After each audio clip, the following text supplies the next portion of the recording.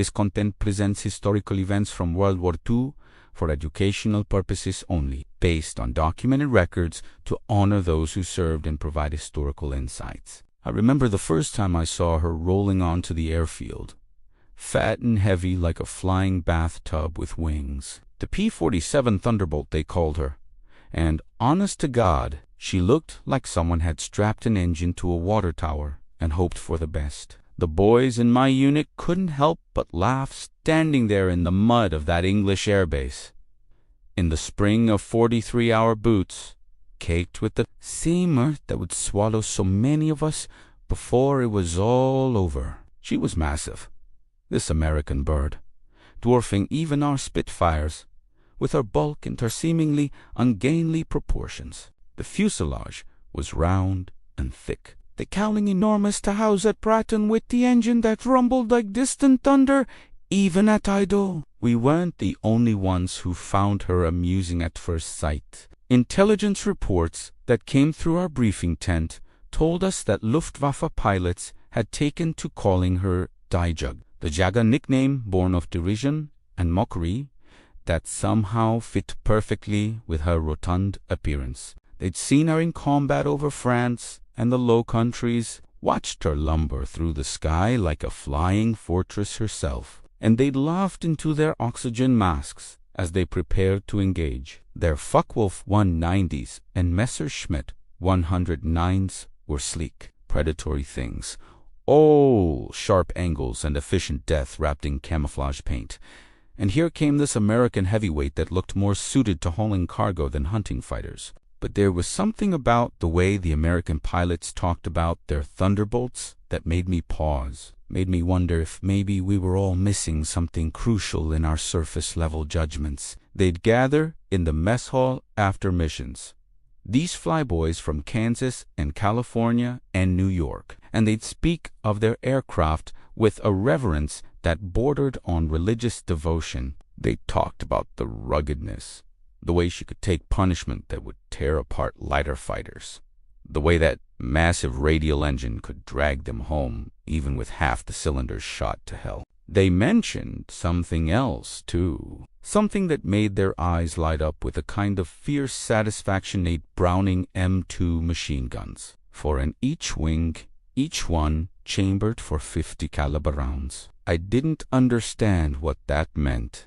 Not really. Not until I saw it with my own eyes from my position in a forward observation post outside Saint-Lay during the push into France. Numbers on paper don't tell you much when you're a grunt with a rifle, used to thinking in terms of individual bullets and careful shots. 8 machine guns sounded impressive enough, sure, but it was abstract, mechanical, a specification in a manual somewhere. The Luftwaffe pilots apparently felt the same way at first, seeing only the ungainly profile and the apparent lack of maneuverability, convinced that their superior aircraft and superior training would make short work of these American newcomers who thought they could dominate European skies. What none of us understood then, what the German pilots would learn at terrible cost, was that the P-47 Thunderbolt wasn't designed to dance through the sky like a ballerina. She was designed to be an executioner,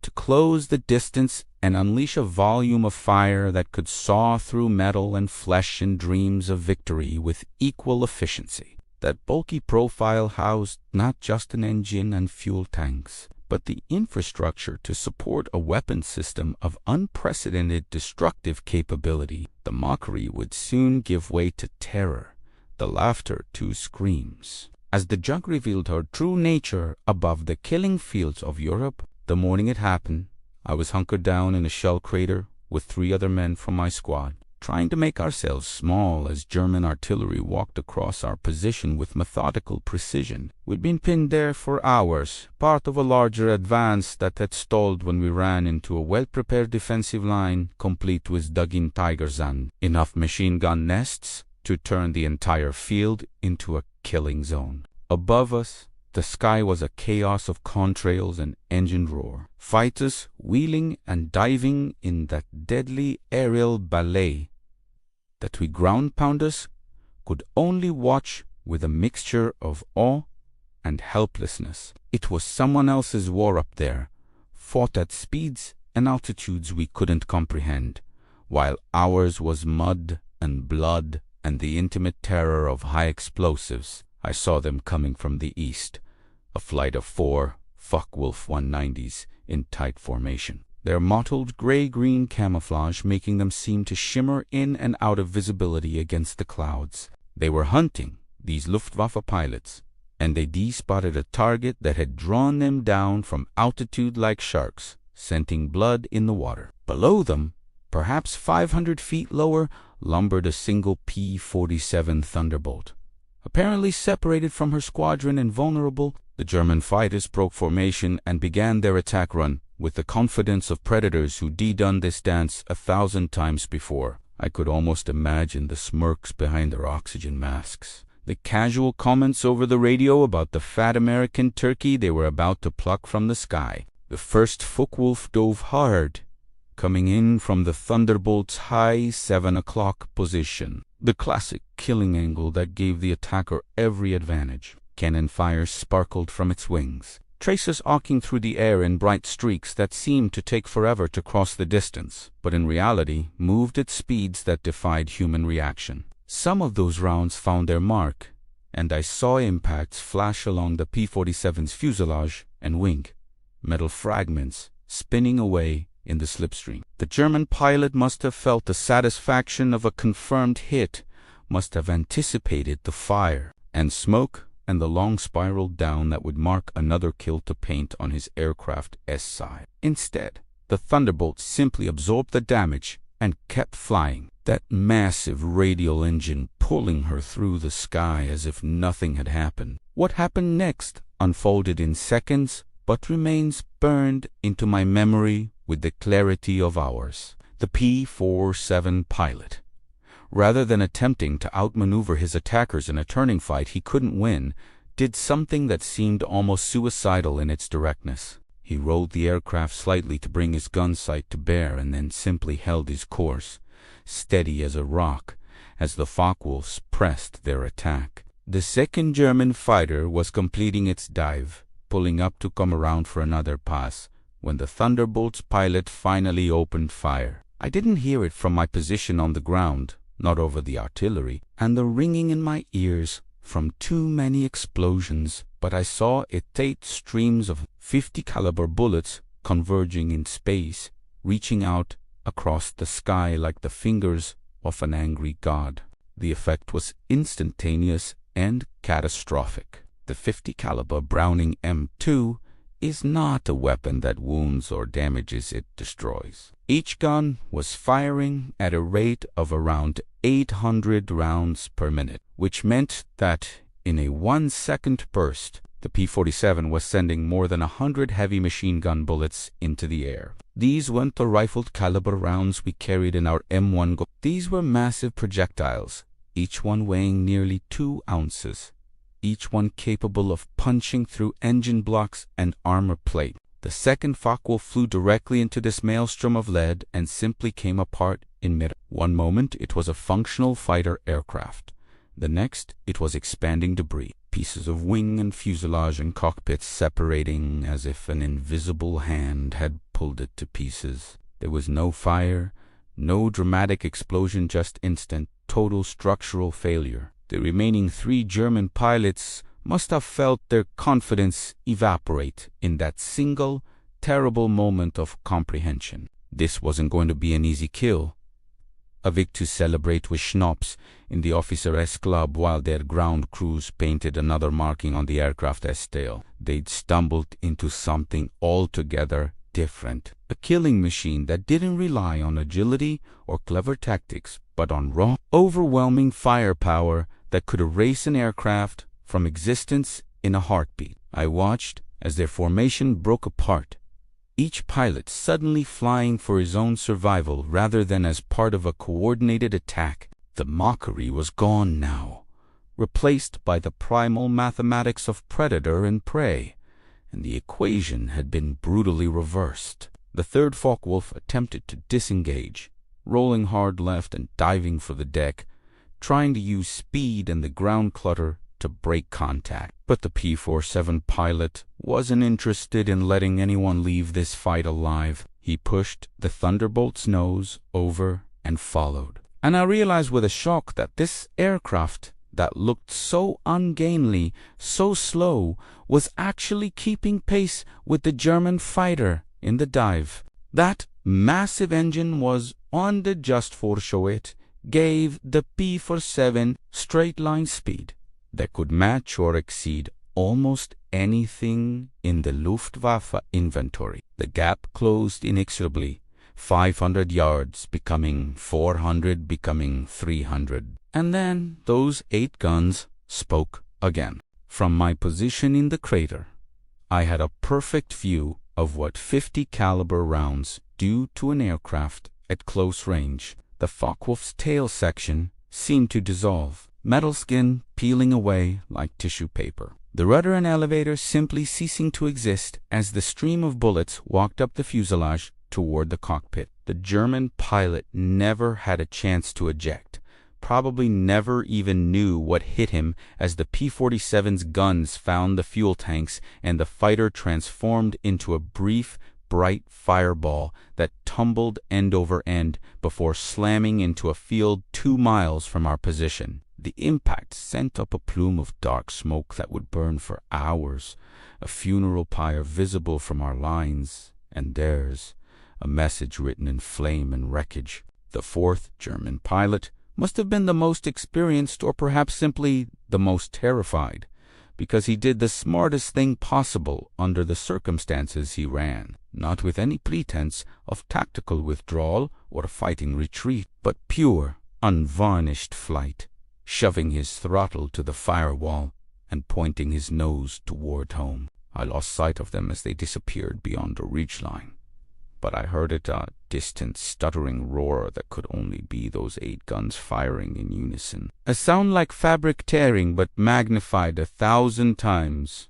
audible even over the chaos of the ground battle. When the P-47 came back into view moments later, climbing for altitude to rejoin whatever remained of his squadron, he was alone. The 4th Focke-Wulf never returned to its base, never reported what happened that day. Somewhere beyond our lines, it lay scattered across French countryside, another victim of the aircraft the Luftwaffe had dismissed as a joke. The 1st German pilot, the one who'd initiated the attack, was nowhere to be seen. He'd apparently decided that discretion was the better part of valor and had used the chaos to slip away, living to tell his comrades about the day the jug bared its teeth. After that morning, something changed in the way we looked at the P-47s that rumbled overhead on their way to escort bomber missions deep into Germany. The mockery was gone, replaced by a kind of reverent respect for what this aircraft represented. She wasn't beautiful in a classical sense, wasn't elegant or graceful, but there was a brutal honesty to her design that appealed to us grunts who understood that war was about style points. The Thunderbolt was built to do a job, and that job was to kill enemy aircraft and support ground forces with devastating efficiency. Every line of her design spoke to that purpose, from the massive engine that could keep running with entire cylinders shot out, to the armor plating that protected the pilot, to those 8 guns that could output more than 3 tons of ammunition per minute when all barrels were firing. Intelligence reports that filtered down to us through the officer ranks told stories that seemed almost mythical in their proportions. P-47 pilots were claiming kills at rates that would have been dismissed as fantasy just months earlier. Entire formations of German fighters being torn apart by coordinated Thunderbolt squadrons that had learned to use their aircraft S-strengths to devastating effect. The Germans had stopped laughing, had stopped calling her Dijug with that tone of amused contempt. Now they warned each other about the Jabos fighter bombers, specifically about the heavy American fighters that seemed to appear everywhere at once, flying top cover for bombers, strafing ground targets, engaging in dogfights that should have favored the more maneuverable German aircraft, but somehow always ended with P-47s as the victors. I heard stories from pilots who came through our sector buying us drinks in whatever makeshift bars we could establish beyond the lines, sharing tailies.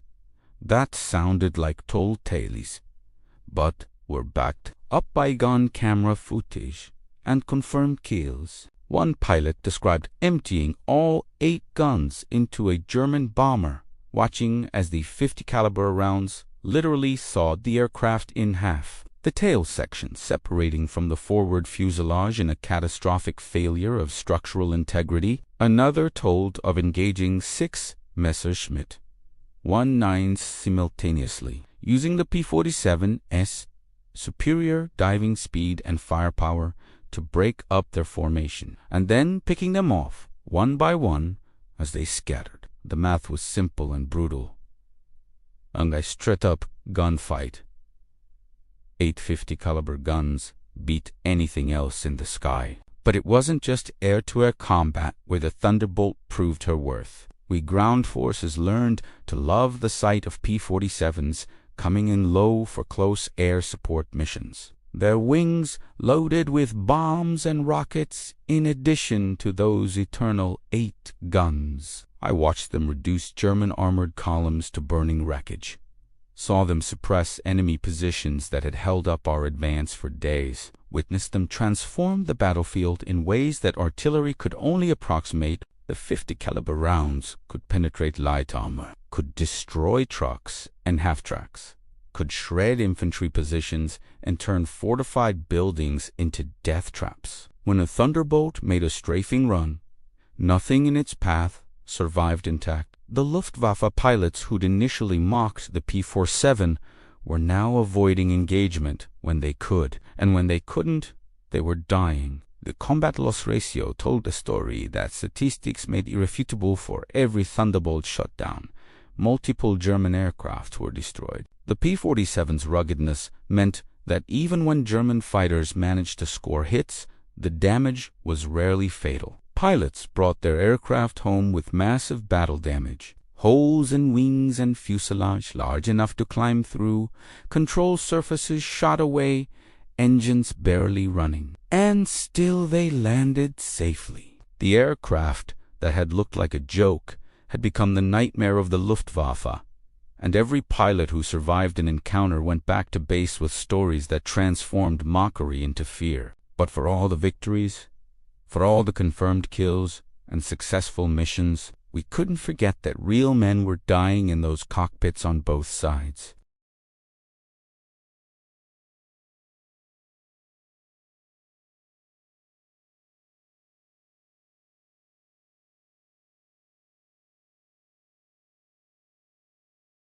The 850 caliber guns made the Thunderbolt deadly, but they didn't make her invincible. German flak was still lethal. A direct hit from an 88mm shell could destroy anything that flew, and even the mighty P-47 could don't shrug off a cannon shell through the cockpit or a fuel tank, ignited by incendiary rounds. There was a mission I remember with particular clarity.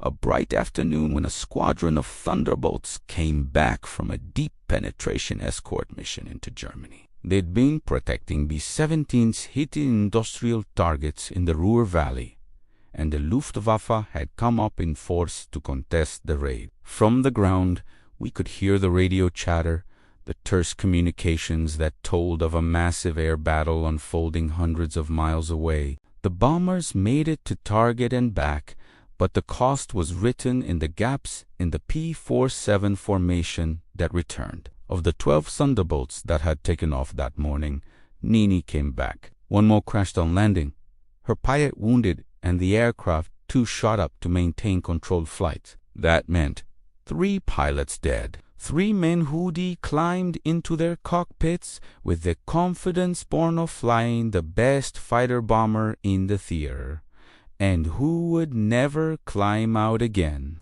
I helped carry the wounded pilot from his destroyed aircraft after the crash landing, and I'll never forget what I saw. The cockpit was a charnel house, blood and hydraulic fluid mixing on the metal floor. The instrument panel shattered by shell fragments, that had somehow missed the pilot himself. He was conscious, talking through the morphine the medics had given him, and he kept saying the same thing over and over. The guns saved us. The guns saved us.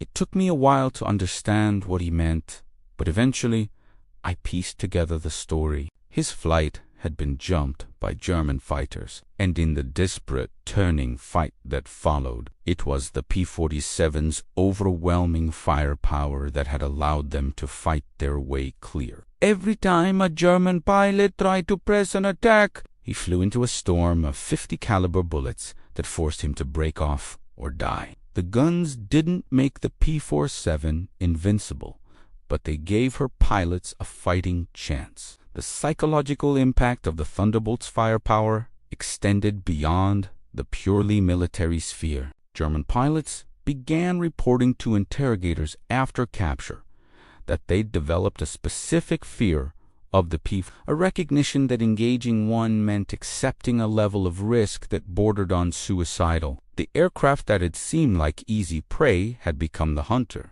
and the hunters had become the hunt. This wasn't just about technical specifications or performance envelopes. It was about the raw terror of knowing that if those 8 guns found you, even for a second, you ceased to exist. No parachute, no last words, no dramatic final moments, just instant obliteration. We celebrated the victories because we had to, because maintaining morale in combat requires finding something to believe in. Some reason to think that we might actually survive this war and go home. The P-47 gave us that, became a symbol of American industrial might and tactical superiority. But late at night, in those quiet moments between the shelling, I thought about the German pilots who'd laughed at the Thunderbolt and then died discovering their mistake. They'd been someone's sons, too, had families waiting for them, had dreams that extended beyond the war. The 50 caliber rounds that cut them down didn't distinguish between good men and bad, between just causes and unjust ones. They simply killed efficiently and thoroughly, and the P-47 delivered them with unmatched effectiveness. As the war ground towards its inevitable conclusion in the spring of the P-47 Thunderbolts that roamed the skies over Germany met less and less resistance. The Luftwaffe was a shadow of its former self, bled white by years of attrition and the relentless Allied bombing campaign that had destroyed fuel production and training facilities. The pilots who did manage to get airborne were often inexperienced boys, given minimal flight time before being thrown into combat against veterans who de-learned their trade in the crucible of hundreds of missions. It wasn't a fair fight anymore, if it ever had been, and the results were predictably one-sided. I was part of the ground forces pushing into Germany itself by then, and I watched as P-47s conducted what amounted to free-range hunting missions across the German countryside. They'd fly low over the roads, looking for any vehicle that moved, any train that still ran, any last gasp of German military logistics that could be destroyed. The 850 caliber guns that had been designed for air-to-air combat proved equally devastating in the ground attack role, shredding soft-skinned vehicles and locomotives with equal ease. I saw a Thunderbolt pilot catch a German staff car on an open road and reduce it to scrap metal in a single strafing past the 50 caliber rounds, walking through it like a giant's footsteps, crushing everything in their path. The airfields we captured told their own story of the P-47's impact on the war. Wrecked German fighters littered the grounds, some destroyed on the ground by strafing attacks, others abandoned for lack of fuel or spare parts. Among the captured documents and intelligence materials, we found Luftwaffe training manuals that had been updated to include specific sections on how to engage P-47 Thunderbolts. The advice was stark and revealing. Avoid engagement when possible. Attack only with numerical superiority. Break off immediately if the P-47 brings guns to bear. Never assume that visible battle damage means the aircraft is disabled.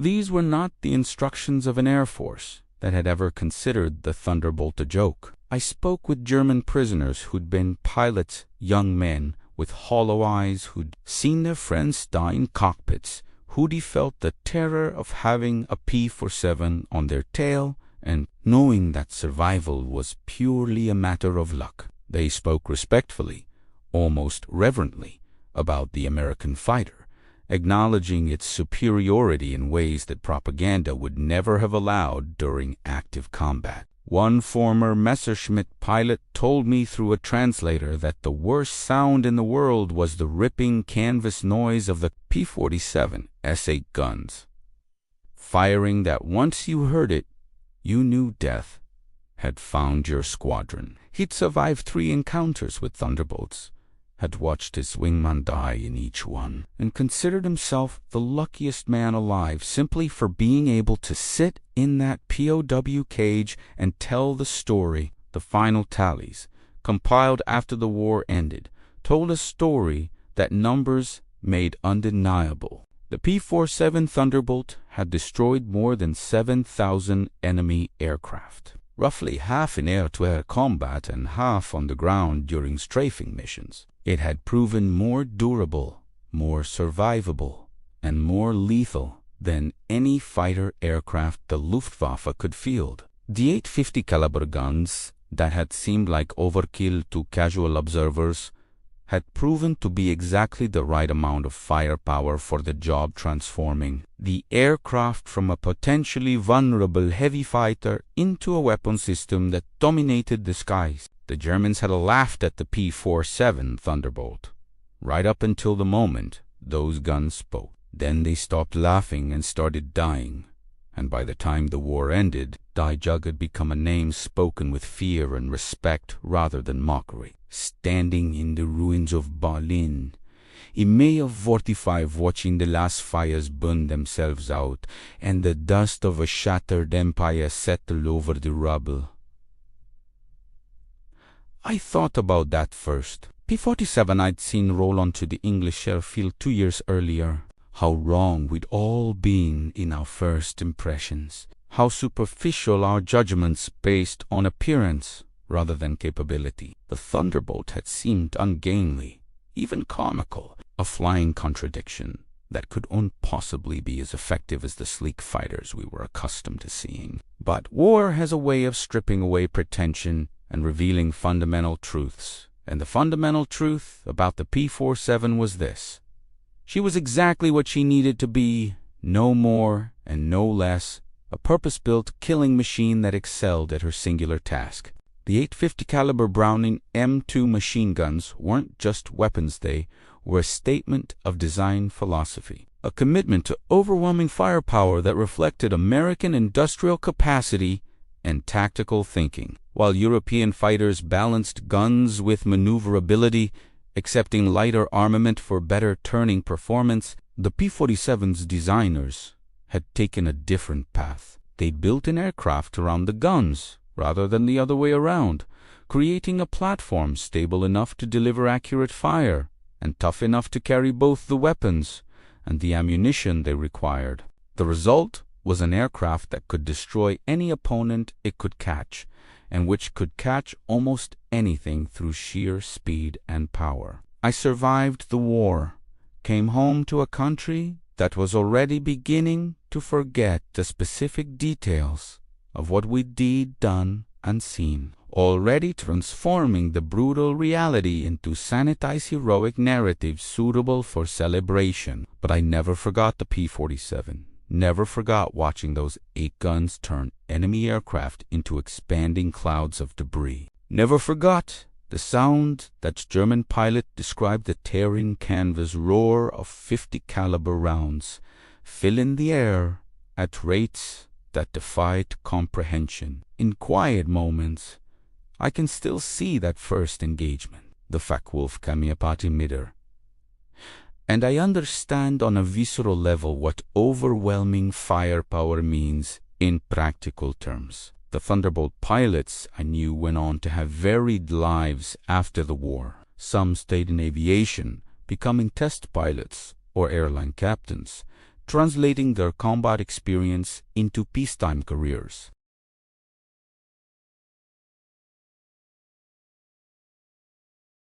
This is one story among millions from the Second World War, one perspective on an aircraft that changed the balance of power in the skies over Europe. The men who flew the P-47 Thunderbolt and the men who faced it in combat are disappearing, time claiming what war could not. Their stories deserve to be remembered, not as propaganda or simplistic heroism, but as complex human experiences shaped by technology and tragedy in equal measure. If this story resonated with you, if you found value in hearing history told from the ground level by those who witnessed it firsthand, consider subscribing to this channel. We're committed to bringing you more untold stories from World War II, accounts that go beyond the famous battles and well-known heroes to explore the experiences of ordinary soldiers who found themselves in extraordinary circumstances. Share this video with anyone interested in military history,